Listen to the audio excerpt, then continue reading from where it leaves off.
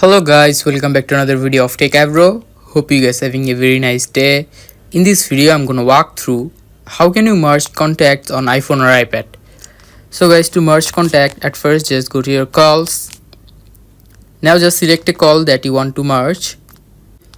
Now after selecting the contact, click the top right edit. Scroll down